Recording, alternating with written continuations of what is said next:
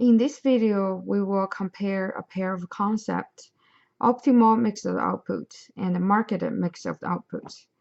But before we start introducing this pair of the concept, so let's discuss a little bit about what is the main question every president has to consider before they start passing all kinds of policy.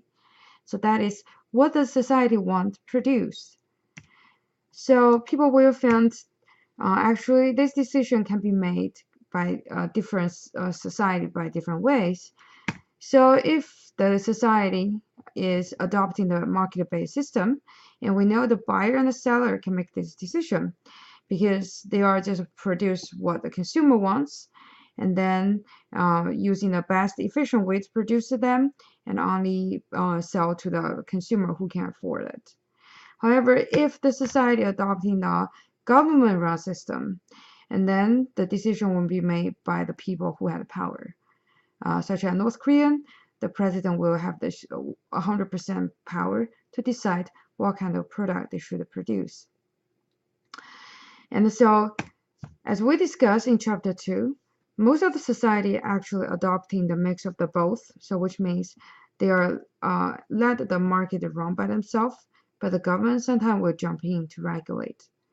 And so the question is, will this mechanism will produce the best mix of outputs to make most to balance everybody's interests, to make almost everybody happy?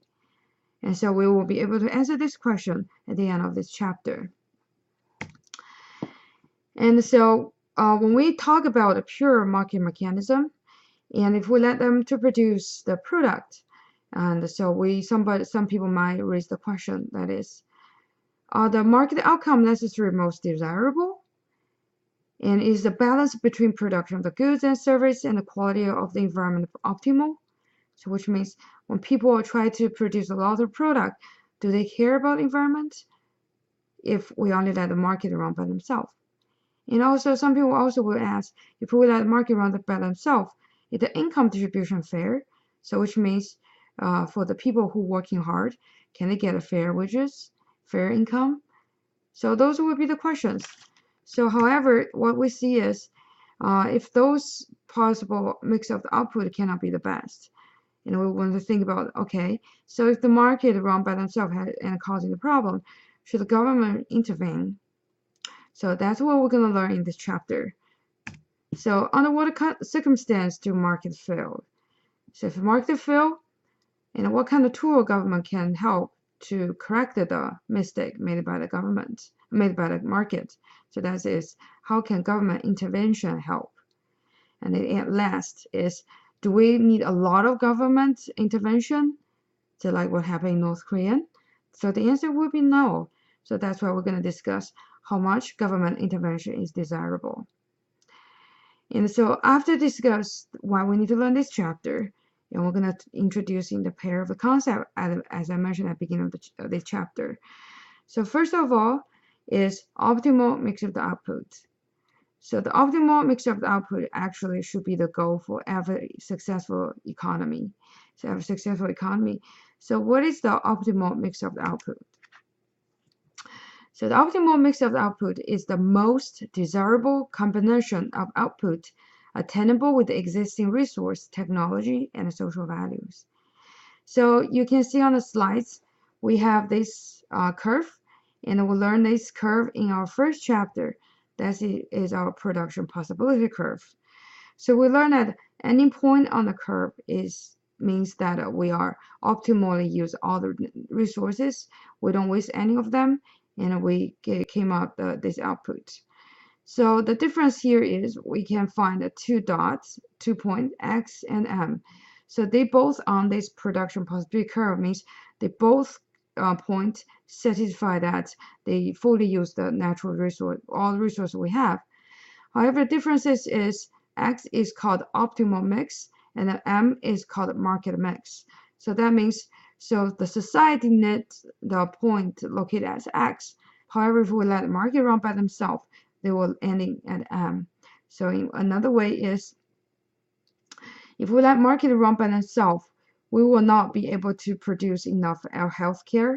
And so if we want to make the society fair, so we actually need more healthcare than other goods. So if this is the situation we are facing, and we will call it, if we let market run by themselves, actually the whole market are facing the failure. So the whole market facing market failure. So the market failure means imperfection in the market mechanism that prevent optimal outcomes.